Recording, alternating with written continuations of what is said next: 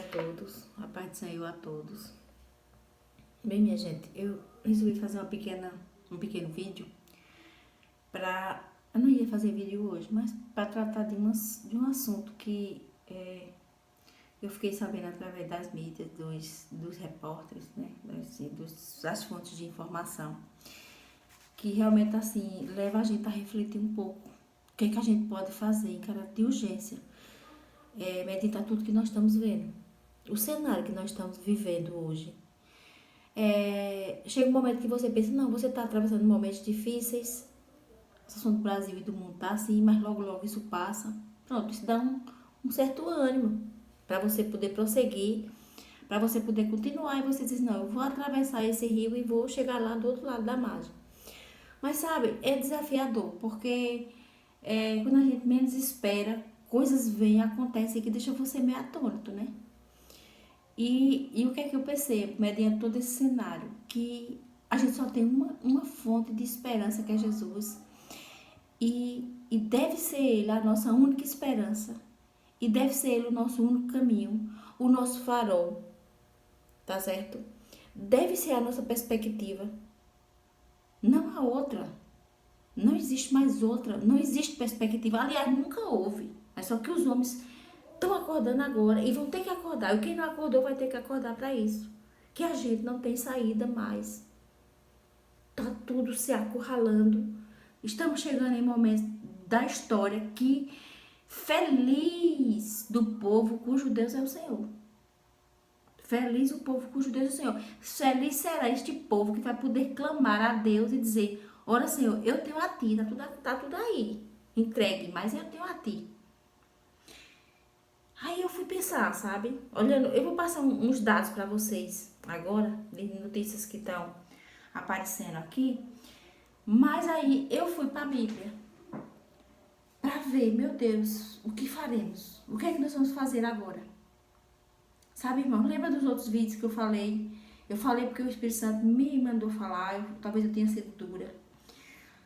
Mas sabe, quando Deus manda a gente falar, a gente tem que falar. Se eu orei e pedir uma palavra, eu digo, eu peço ao Senhor que não deixe que eu fale uma palavra, que não saia uma palavra da minha boca, que não seja autorizada por Deus.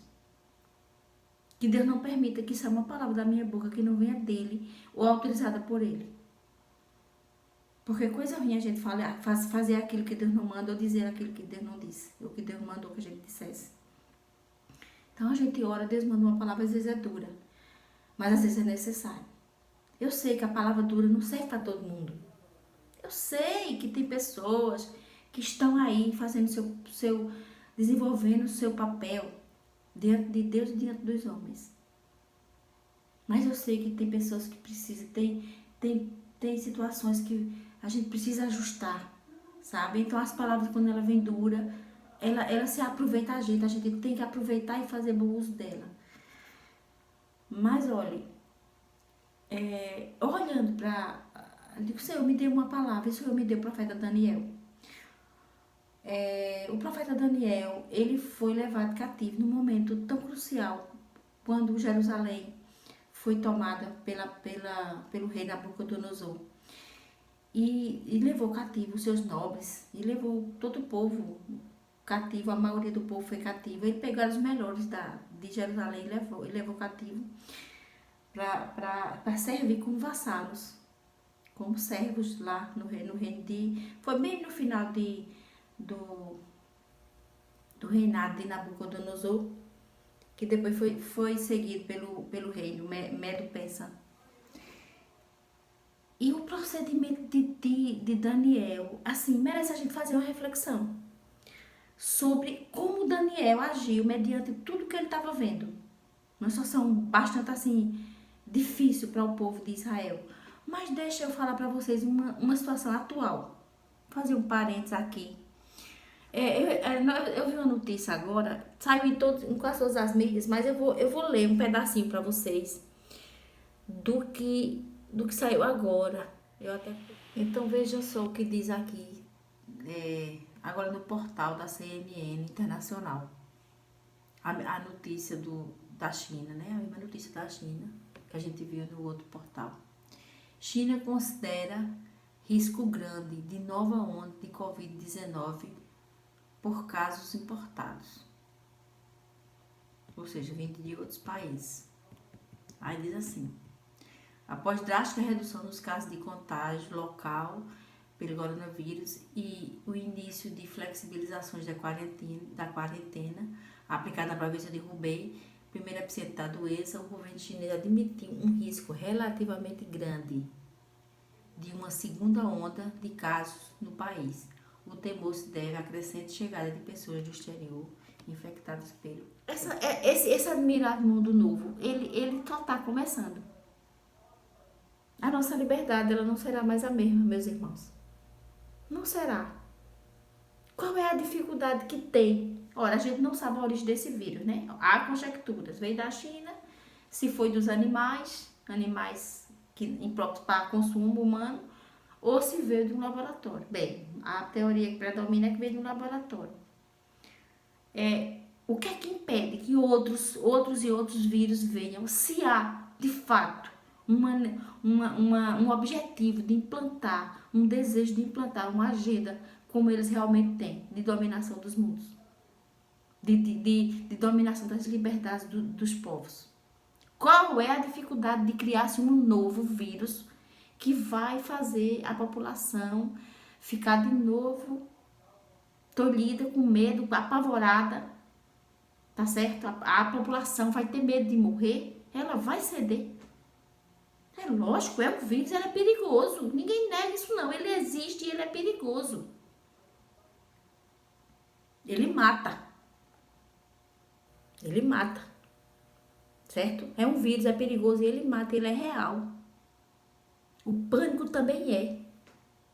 Se houver realmente, de fato, esse vírus foi criado com esse objetivo de quebrar as economias do mundo, deixar as pessoas na miséria, tirar os empregos das famílias, deixar as famílias moribundas dependentes de algum poder que vai vir. Gente, isso é muito grave. Nós não vamos agora, não é hora da gente desclassificar nenhuma dessa teoria mais não. Se é a teoria da conspiração, hoje o cenário é dizer assim, não é teoria da conspiração, ou vamos ver o que é que está acontecendo. Se é, vamos ver o que é que está acontecendo. Porque a população está em pânico. E veja, é um pânico que a gente pensa que está passando, mas que não está passando, porque daqui a pouco outras incidências vão vir. Isso é um fato. Olha, vamos ver o que é que... alguns números, né, que a gente pode tirar. Rankings de infectados no mundo, né? Essa fonte, qual é? Eu tirei algumas fontes, né? A OPAS, que é uma organização pan-americana de saúde, como fosse um braço da OMS. Aí através dessa fonte, nós temos que no mundo, são 4.618.827 infectados. Isso até o dia 19 de maio. E de mortes, já vamos em 311.847. Esse número muda toda hora. Ele vai toda hora mudando. Eu tô falando assim, um ponto estático, mas na verdade ele não é estático. É muita gente. Agora veja só. Casos no Brasil, dia 19. A mesma fonte, né? A OPAS, OMS do Brasil. Infectados, 271.648. E mortes, 17.971. Ora, já estão dizendo que o Brasil já está no ranking terceiro. Já está no terceiro. Já vi outros dizendo que o Brasil está em quarto no ranking de mortes. E já está chegando aí para despontar como um dos primeiros em quantidade de infectados. Olhe, total de gastos, um total. Veja essas economias, como é que eu sei que a vida está em primeiro lugar. E se a vida não está em primeiro lugar, as pessoas já tinham desobedecido as ordens e já tinham saído para a rua, Porque, olha, Bill Gates pode sustentar uma quarentena de 50 anos, dedicar sem fazer nada. Um trabalhador não pode ficar um dia. Um trabalhador que ganha de dia para comer de noite. Trabalha de dia para comer de noite. Quantos trabalhadores no Brasil têm esse perfil?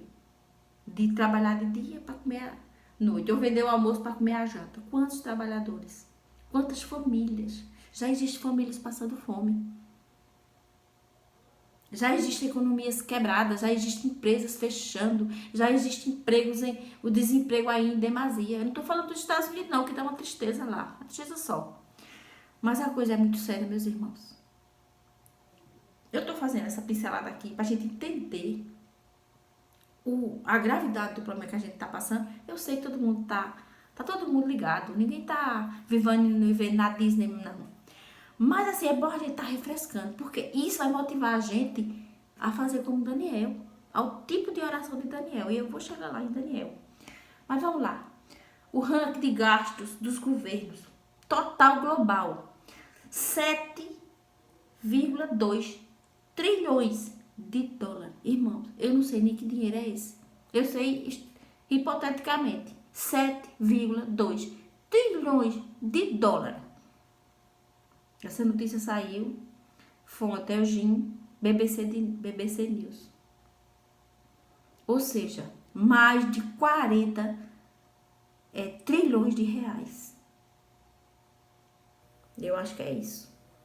Mais de 40 trilhões de reais. É porque o real, claro, o real não tem o valor do dólar, né? 7,2 trilhões de dólar, que equivale a 40 trilhões de reais. Ou seja, os países estão mais pobres, né? E por aí vai. Eu não vou nem puxar tudo aqui, porque é muita coisa, viu? Uma matéria que saiu no jornal, teve um jovem, né, dizendo que tive que auxiliar minha mãe por videoconferência, ou seja, por vídeo, uma chamada de celular enquanto ela morria. Ou seja, morrer sem assistência dos seus. Essa notícia foi muito assim, foi chocante. Ela saiu também na BBC News. O jovem dizendo, o filho, né, dizendo que teve que auxiliar, orientar, fortalecer sua mãe enquanto ela morria do outro lado no hospital, isolada por uma videoconferência no celular, por uma videochamada, quer dizer isso. Então é muito triste. O panorama do mundo é triste, irmãos. O panorama do mundo é triste. Mas olhe, se tudo isso ainda fosse pouco, se tudo isso não nos bastasse, quando a gente vem pro Brasil, tem tudo isso aqui, né? Mortes, né? Brasil quase terceiro lugar, pelo menos segundo as fotos que eu vi. O Brasil tem terceiro lugar de mortes, contaminados, economia abaladíssima, famílias já passando necessidade. Veja só, vou chegar lá. Famílias passando necessidade, tá certo? Pessoas perdendo seus empregos, empresas quebrando, empresas fechando. Se não bastasse no Brasil, aí nós temos ainda que enfrentar, tá certo?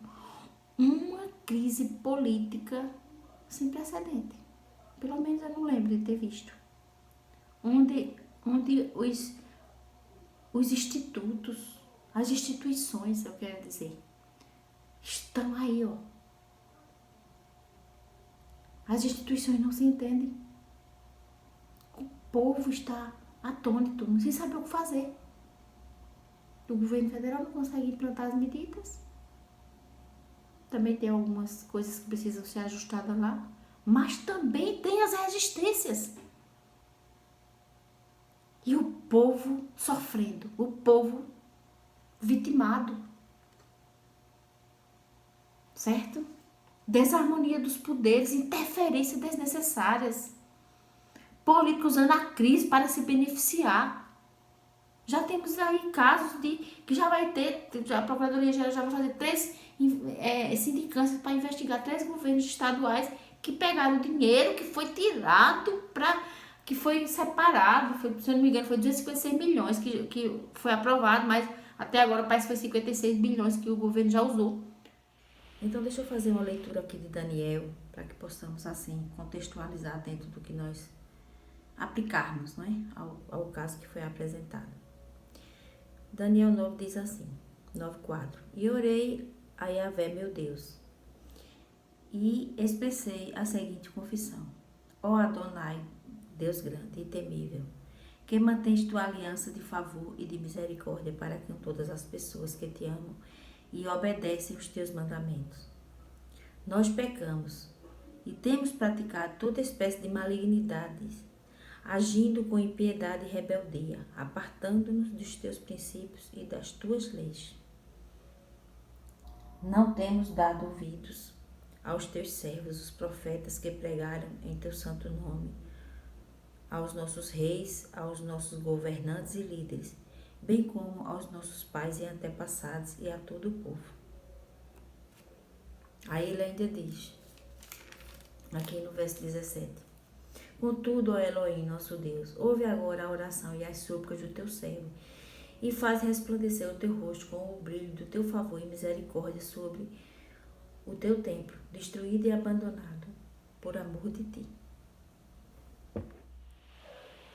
Então, vemos aqui, né, primeiramente, que na oração de Daniel existe uma confissão dele, e ele também rogando pelo povo dele, confessando o seu pecado. Nós pecamos e temos praticado toda espécie de malignidades, agindo com impiedade e rebeldia, apartando-nos dos teus princípios e das tuas leis. Então, ele se colocou, né, como intercessor do seu povo e na brecha, apesar de ele ser quem ele era, né? Apesar dele ser uma pessoa que estava diante de Deus, ele andava em justiça. Então, o que é que nós vemos? Vemos que Daniel apregou um jejum. E foram vários jejuns que ele fez ao longo de toda a sua jornada, desde jovem até, a Bíblia vai contar que ele já foi até idoso, 85 anos por aí. Porque ele veio trabalhar, ele era vassalo, ele era um prisioneiro, mas ele servia ao rei no palácio do rei. Ele encontrou diante do rei uma graça. E não só ele, como os outros, né? Sadraque, Mesaque e Abednego encontraram diante do rei graça.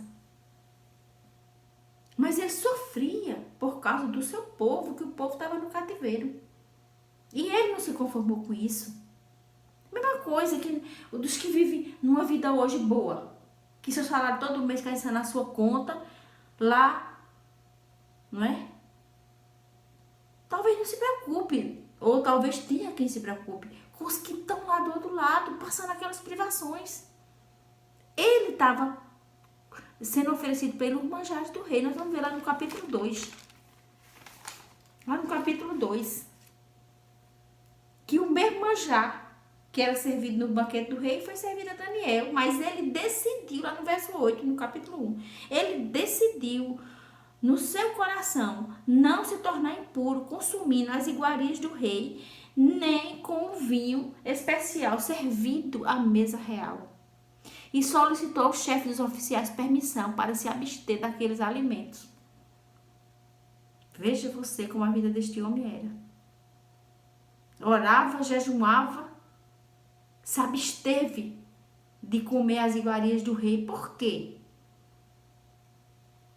Bem, a Bíblia vai dizer que o problema não estava nas iguarias em si, mas a forma como essas iguarias eram. Deixa eu ver o que eles estão dizendo aqui sobre as iguarias do rei, né? Não era só a iguaria, mas para que ela se servia, como ela era servida, como ela era preparada, o que era que se fazia com aquelas, o que era que compunha aquelas iguarias. Às vezes era animais ou alimentos que não era permitido na lei de Moisés, né? Tem o Levítico 7 e 11, Deuteronômio 14, né? Daniel decidiu disciplinar seu coração. O problema de Daniel teve de enfrentar foi que tanto a comida da Babilônia quanto os meios pelos quais ela era preparada não se adequavam à lei de Moisés. Ou seja, ele preferiu se abster para poder não transgredir. Esse homem era muito justo e era tratado por Deus como homem muito amado. Quando ele orava, Deus vinha e trazia revelações grandiosíssimas para Daniel. Inclusive, essas revelações que veio para Daniel são as revelações do tempo do fim, são as revelações que hoje nós estamos por viver. Inclusive, eu vou fazer uns vídeos aqui, eu creio em nome de Jesus, logo uns vídeos sobre as revelações de Daniel, especialmente o capítulo 12, que eu já venho estudando, para trazer para vocês. Que são revelações do tempo do fim, que são para os momentos finais da história. Então ele era um homem justo, e ele não quis se contaminar com as iguarias do rei. E ele pediu, e foi até o capítulo, eu acho que é o capítulo 1, que ele vai falar, que ele pede até aos oficiais que autorize ele a trocar e só colocar para ele os alimentos que era permitido na lei dele, e ele faz e de qualquer forma não existe prejuízo para ele. Deus era com ele e Deus era com seus amigos que estavam com ele. E mesmo assim, quando ele orou pelos pecados dele e do seu povo, ele se incluía. Nós transgredimos. E Deus foi favorável a ele. Porque Deus escutou e Deus veio, mandou seu anjo e trouxe revelações grandiosas para ele. Glória a Deus por isso. Então, o que é que isso nos traz? Não querer muito alongar o vídeo. O que é que a Bíblia diz? Olha, a Bíblia vai dizer lá em Isaías 41, verso 21. Vamos lá, ver o que é que nós temos aqui em Isaías. 41, verso 21. Apresentai a vossa demanda, diz o Senhor. Trazei as vossas firmes razões, diz o rei de Jacó. Trago e anuncie as coisas que hão de acontecer, anunciai-nos as coisas passadas, para que atentemos para elas e saibamos o fim delas, ou fazei-nos ouvir as coisas futuras. O Senhor está dizendo aqui, apresentai a vossa demanda, diz o Senhor, traga para mim a vossa demanda. Nós temos demanda para apresentar ao Senhor. Lembra do outro vídeo que eu falei que a igreja tem que se posicionar? Primeiro posicionamento da igreja hoje, eu digo a vocês sem medo de errar, é oração. Oração é acompanhada de jejum. A igreja tem que se derramar diante de Deus. Porque dias difíceis estamos vivendo. Não é que não estou nem falando do amanhã. Veja que as notícias são essas. Pode aí ir para as mídias e olhar os repórteres, o que é que estão dizendo. O prenúncio de novas situações. Mas a gente pode apresentar tudo ao Senhor. Foi isso que Daniel fez. Ele apresentou com jejum e se colocando, como a gente vai se colocar, Senhor, nós pecamos. Não é? Porque se a nação se arrepender e orar, Deus vai ouvir as nossas orações como está escrito. Ele vai ouvir as nossas orações e vai sarar a nossa terra. Clama a mim e eu vos responderei. Então, minha gente, eu não vou me alongar porque o vídeo fica longo demais, fica ruim para vocês verem, mas eu quero deixar essa mensagem para vocês. Que não obstante a vida de Daniel ser uma vida limpa, maravilhosa. Daniel orava tanto que ele incomodou. Ele foi denunciado pelos os oficiais que trabalhavam com o rei.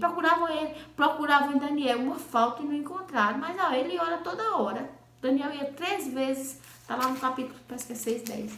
Daniel ia 3 vezes para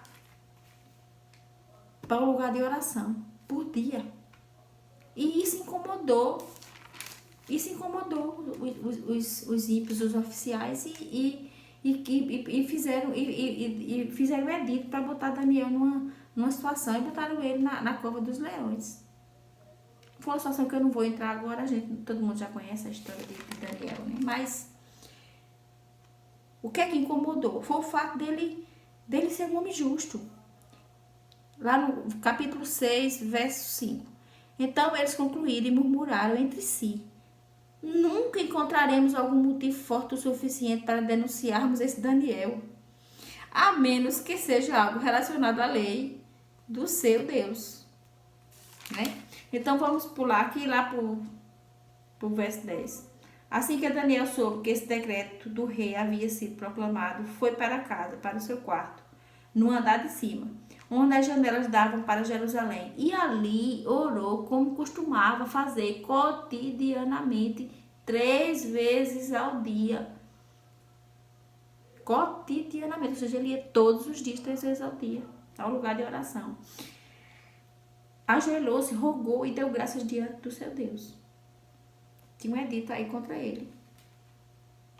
Se ele adorasse um Deus que não fosse o rei gostava dele, mas a palavra de rei não podia voltar atrás, colocaram essa cruzeta, eu vou falar a palavra mais popular aqui, para enquadrar. E jogaram ele na cova dos leões. Deus não livrou ele da cova dos leões, não. Mas Deus livrou ele dentro da cova dos leões. Lá ele fechou a boca dos leões e os leões não fizeram mal nenhum a Daniel. Mas eu não vou entrar nessa hora, só pra gente pincelar. Então, cada um tem que fazer como Daniel, decidir no seu coração não se contaminar. Não é eu tô falando, Daniel foi o esmanjado do rei, mas a gente pode não se contaminar com o mundo e ter ao mesmo tempo digamos assim, esse compromisso de se colocar na brecha por todos que estão passando por isso, inclusive as famílias decentes de Deus que estão pagando preço, que estão passando necessidade. E a agenda aí está crescendo, dos ambiciosos que querem dominar o mundo. Então, meus irmãos, vamos orar, vamos jejuar, vamos nos consagrar, como Daniel fez, confessando os nossos pecados, cada um. Eu confesso o meu, você, todos, a igreja junta. Eu sei que a igreja está orando, eu sei que está. Mas ainda deve ter algum que ainda não acordou. Isso é para esse que eu estou falando. Para que Deus possa ter misericórdia de nós, salvar a nossa terra. E eu queria até, somente para concluir,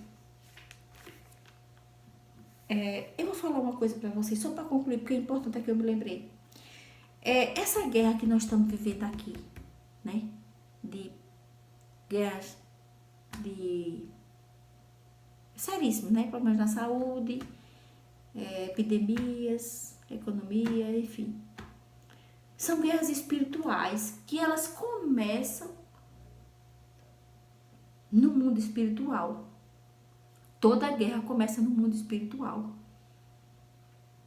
Essas guerras do bem e o mal, ela começou antes do Jardim do Éden.